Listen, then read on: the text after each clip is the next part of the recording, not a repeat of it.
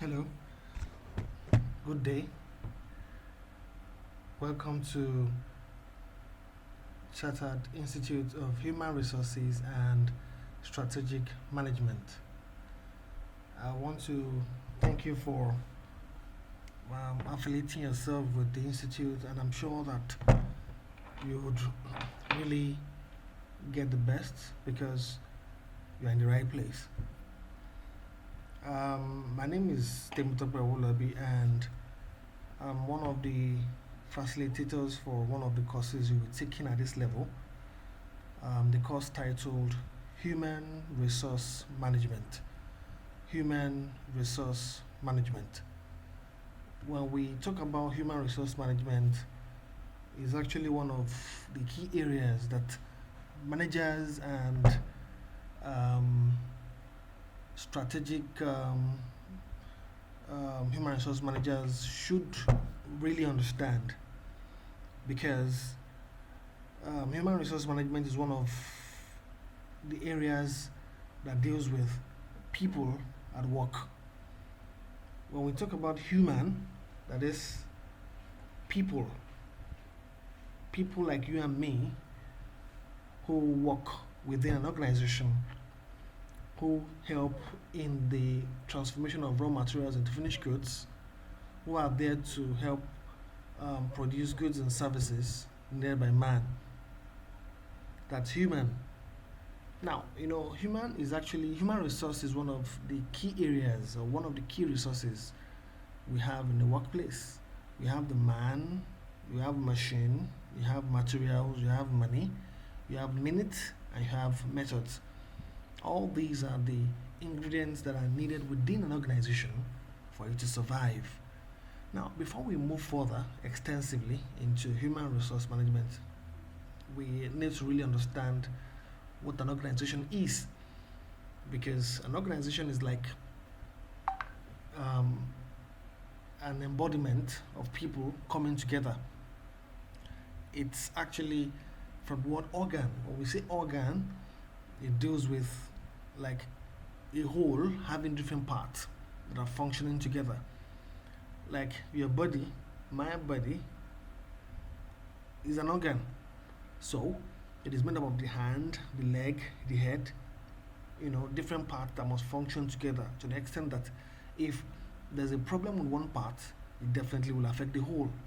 Same goes for an organization that is made up of a social unit that constitutes human beings who work together to achieve specific goals. You have HR units, you have marketing units, you have finance units, you have admin, you have IT, you have operations. All of these units constitute people who must work together. So, in a nutshell, an organization is a system with interrelated parts that must function together to achieve specific goals.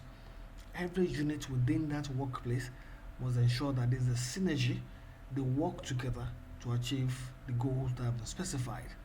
You know, HR is to do the work of recruitment and some other issues relating to personnel. Finance is to deal with money matters, how money is going to be funded, how money is going to be sourced, and how it's going to be expended. Marketing is about creating that awareness about the product or service to the public. Um, um, Production is into the transformation or conversion of raw materials into finished goods. So all these are units that if there's a problem with, for example, HR, it affects the whole organization. If there's a problem with production, definitely it's going to affect the whole organization. So it is made up of interrelated parts that must function together. When we talk about organization as well, it is a system of behavior that is designed to enable people within a workplace and their machine to accomplish specific goals. People cannot work in isolation. They must make use of tools. You have your computers, you have your printers, you have your scanners, you have your tables and chairs, you have your stationaries and all that you need to work with to make you achieve your goals. So there's actually some specific behavior that people exemplify. There are some specific, traits that people exhibit in the workplace. All these are part of um, the dynamics that operate within an organization. So when we talk about organization as well, we're interested in how um, an organization is formed, all right, and in the formation of this organization, there will be some specific human characteristics that will be exhibited in the environment which they work. In the course of um, accomplishing their task, there will be some form of traits you'd see amongst people. It could be positive or negative. It could be good behaviors or bad behaviors. It could be motivational or demotivational. So every organization must have a purpose, all right, and the purpose will be accomplished by people. The purpose is made up of people who have some degree of structure, how people relate, some level of technology that must be utilized, within the organization. They also develop their own dominant value system and culture, and more importantly, utilize resources.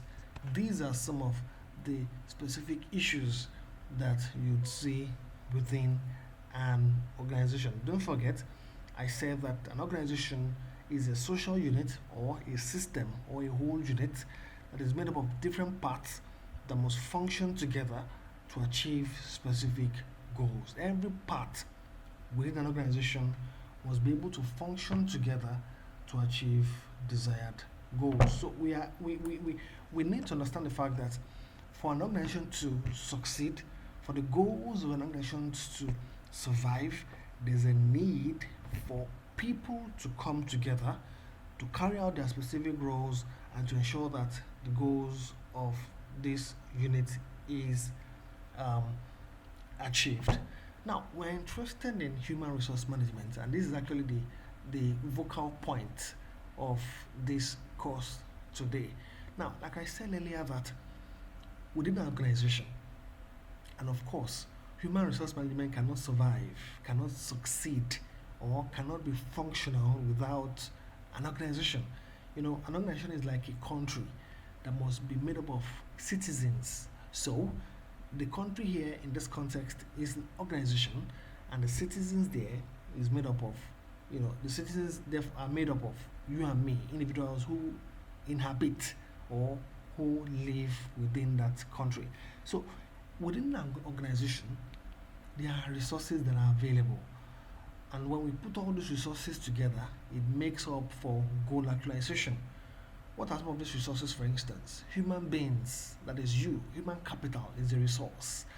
Money or financial, resource is also part of a resource, because without money, there's no how goals can be achieved. Even in the Bible, according to Paul the Apostle, I'm sorry for using this example, that he said that even money is the will of the gospel. So without money, there's no how the gospel can be spread.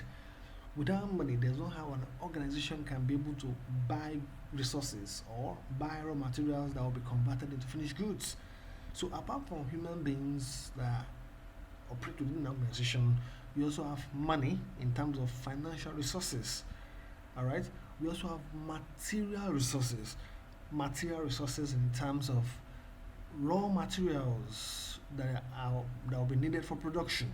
It would also be some tangible things that are needed, which should be utilized to ensure that work flows adequately within the workplace. Materials like your tables and chairs, your office gadgets, your furnitures and fittings, your linings, even the tables and chairs, everything put together constitute material resources, because they are the resources needed to ensure that work flows easily within the organization. Apart from human resource, financial, and as well as material resource, we also have technology. Technology is a resource needed within an organization. Technology is actually the tool and the technique needed to make work flow effectively. In our world today, um, technology is actually the main thing, because every aspect of our lives today is driven largely by technology. And of course, I'm sure you'd be familiar with the concept of information and communication technology, and otherwise known as ICT. We live in a globalized environment whereby there are no boundaries in terms of geographical, you know, um, or interrelationship. There are no boundaries. With the fact that there's an internet, with the fact that we live in a world driven by ICT, work has been made easier. Of course, we have the use of internet, we have the use of intranet, we have the use of emails, we have the use of you know computers connected by wireless technologies and all that. All these are examples of technological resources which are being embraced within organizations today to make tasks easier to be achieved. Apart from all of those things, we also have so many other resources like the natural resources in terms of the climate, the weather. All of these things have impact, whether directly or indirectly, on organization. And of course, we are talking about resources. All of these resources put together must be effectively managed, to achieve the goals geared towards the survival of the organization. Because the organization operates within a competitive business environment. Don't forget, the business environment is so dynamic that if organizations are not effectively managed, if they're not adequately equipped with the right resources, there's no how goals can be achieved. Otherwise, you would see organizations outsmarting the other in a bid to create competitive advantage for themselves. So, all of those resources are to be effectively incorporated into the organization to ensure that tasks are achieved adequately. Among these varieties, all right, well, we've listed that is the resources we've identified. Human resource is the most critical.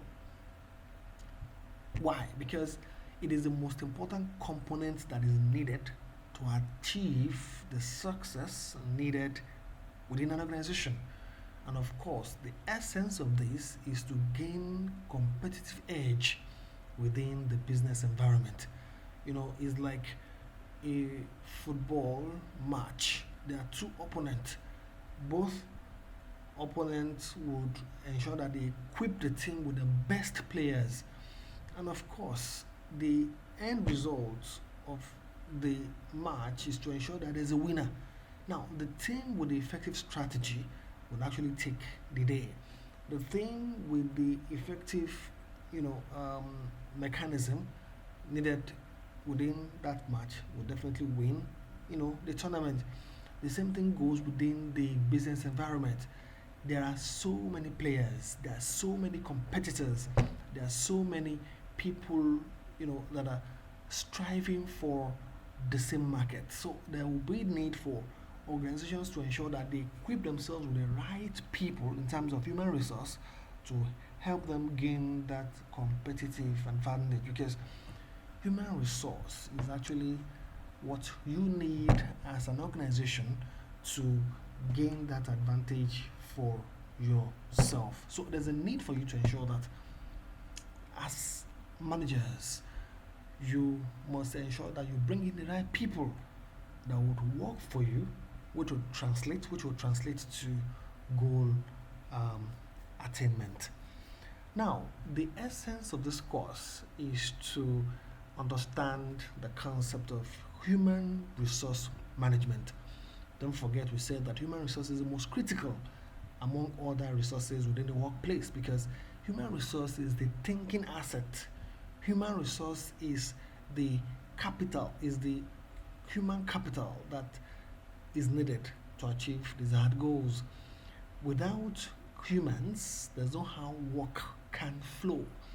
Without humans, there's no how businesses can survive.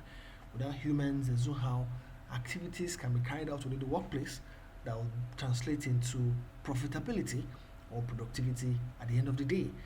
Now, the essence of this course is to really equip ourselves with the knowledge of human resource management.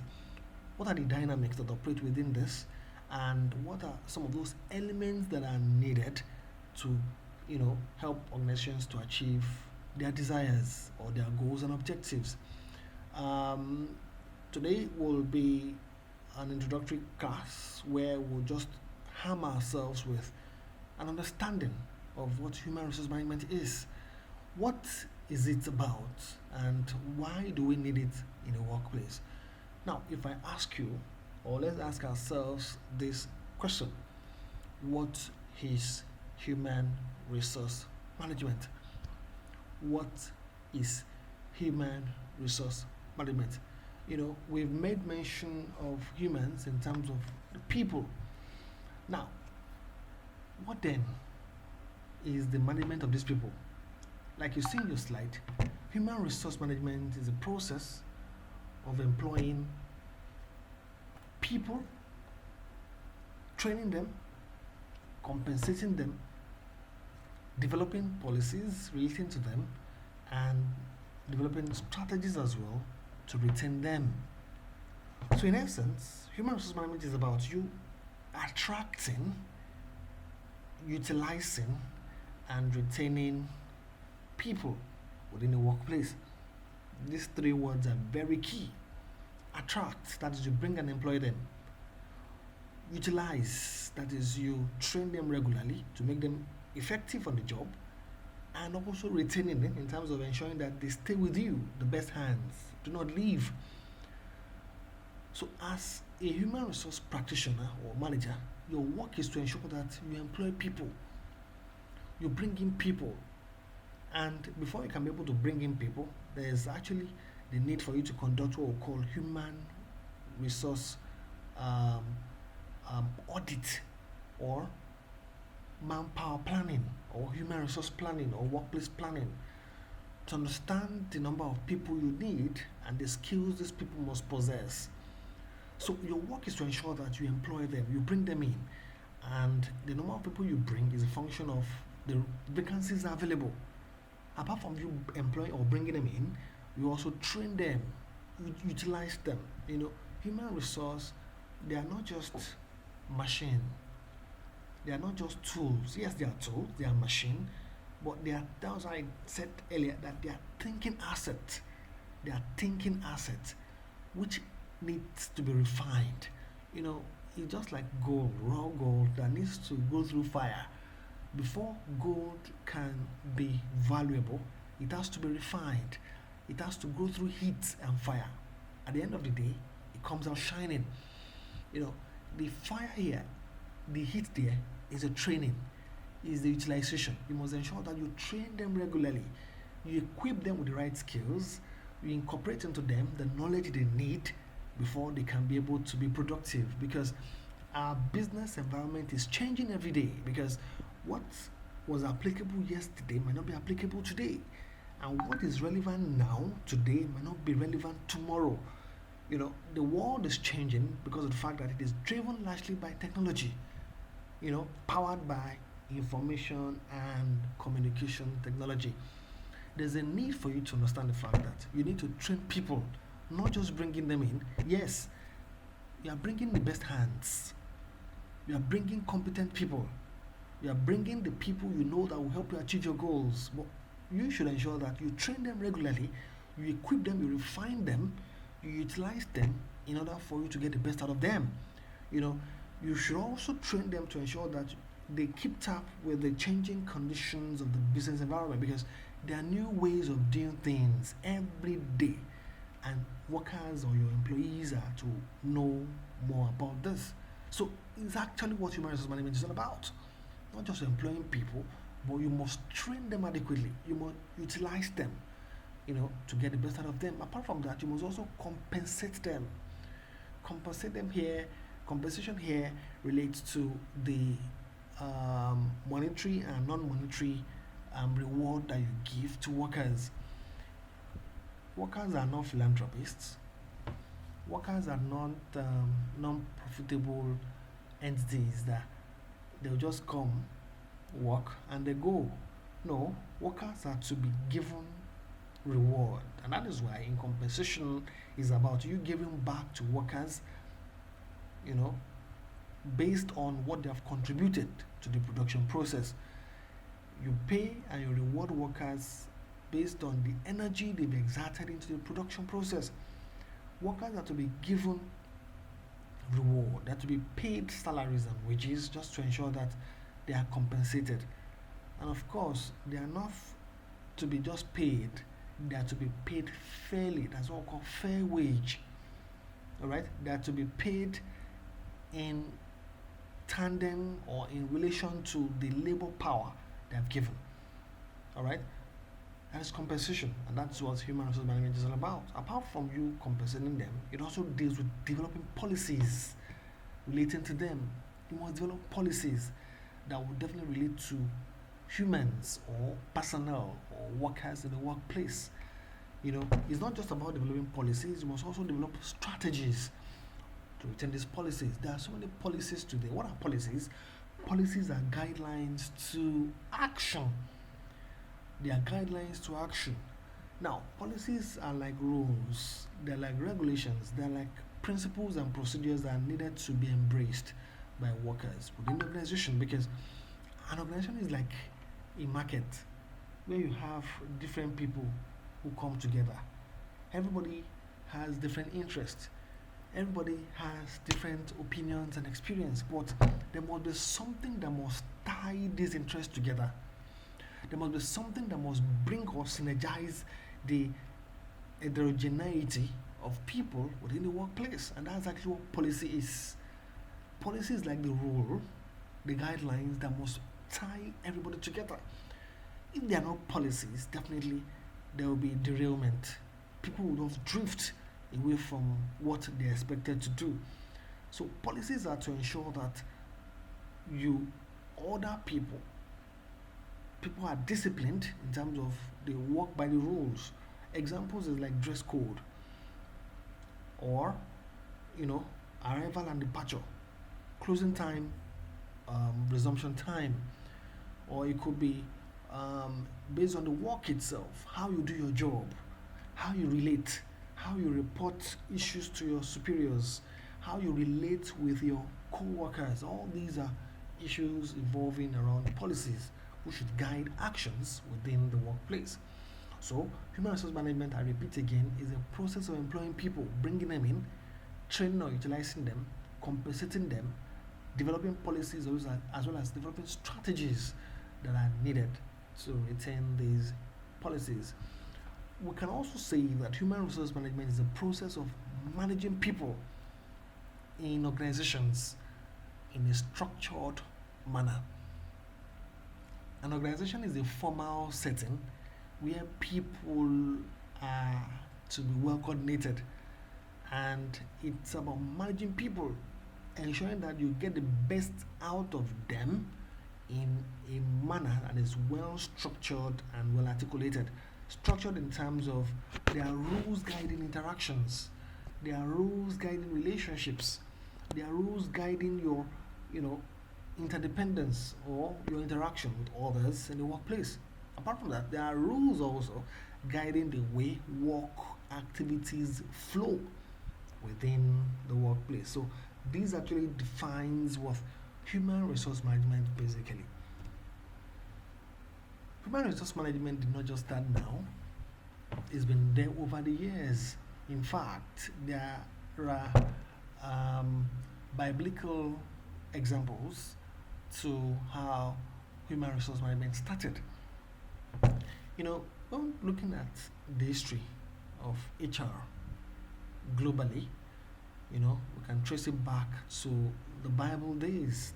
And there's a biblical account of human resource management in terms of creation of man in Genesis 2 verse 15 to 16, where it stated that the Lord took the man, put him into the Garden of Eden to dress it and to keep it. That's the first human resource management practice anywhere in the world. The Garden of Eden. God created man.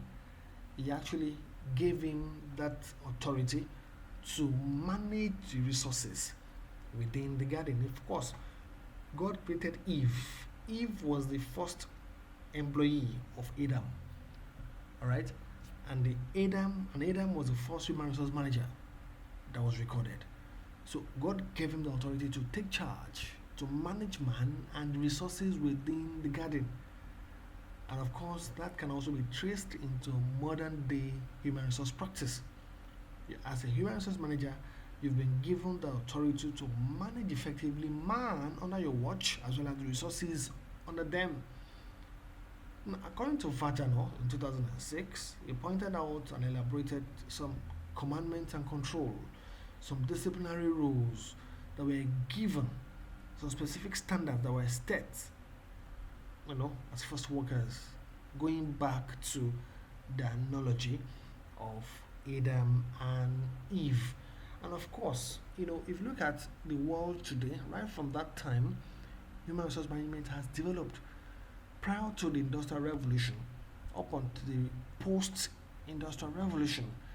All right, but it started with the time when we had a barter system, a traditional society where there was no complexity in the world of work at that time. Production was majorly subsistent in terms of you producing goods for your immediate family, for the consumption of your immediate family. The family was just to provide for themselves and members alone. But as the world became complex, the population began to increase.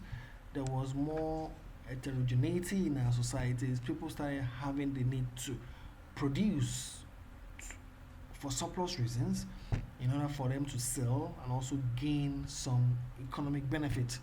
In that regard, they had to, um, you know, employ people to work for them. At that time, prior to the time when there was a money economy, when we had the barter system, we had exchange for goods, exchange of good for good, and service for service. I can decide to, if I have a farm where I need to work and my family is not enough for me to hire, I can get the services of people who need them. They come to my farm, they go after working. When they also need help, they call me, I go work for them. So that's exchange of service for service. But at that time, that service was not quantifiable in monetary terms, so there was no compensation. Not until the world became complex after industrial revolution that brought about a factory system where production actually took place, you know, in a large scale. Then money was tied to labor. Now, at that time, human beings were seen as machine, and that was the time. Of course, this is actually um, history, which you just need to have understanding about them. At that time, the world operated on what called a scientific management. Up until now, and that's a scientific management. Workers were seen as machine; they were seen as tools. So you pay workers money, you expect the pay from them. There was no break, there was no holiday. They work round the clock. You know, not until the time workers started dying that they now had to introduce welfare system, which they thus translated to the current human resource management practice we are, you know, employing today. So human resource management is not just seeing human beings as machine; it sees human beings as stakeholders, contributory agents to the production process. So without human resource, there's no how you can be able to get the best in the workplace. So that is just a brief overview of what human resource management is all about. Now, what is the role of human resource management? The roles of human resource management. When we talk about the roles of human resource management, it actually captures the entirety of this course, because all those HR issues you are actually practicing in your workplace are referred to as the roles. The roles. When we say roles, we are talking about the function, your duty, what you're expected to do as human resource manager. Now, the role of human resource management has been evolving over the years, and it has now assumed more importance. Like I said earlier, that the world has now seen man beyond mere machine or mere tool. It has now seen man as a social being that interact, that relate, and their productivity is a function of how well they relate. and your role must be anchored on this relationship. All right. Now, when we say contemporary HR management functions, it undertakes variety of activities like one, staffing. That's one key role of human resource. Staffing involves four basic things. It involves four basic things. Number one is human resource planning. That is planning for human resource needs. You plan for human resource needs in terms of how many people do you need, in what quantity, and in what quality. Quality in terms of the skills you must possess. So staffing. Number two, learning, training and development in terms of equipping them. Three, compensation, administration, and performance management. These are some of the few roles of human resource management. There are so many roles like mentoring, coaching, industrial relations, welfare management, payroll administration, career management, talent management, knowledge management, um, so many roles of human resource management that you need to undertake, for the organization. Functions of human resource managers. We'll talk about the human resource management generally. Now, specifically, human resource manager. What is your role as a manager of human resource?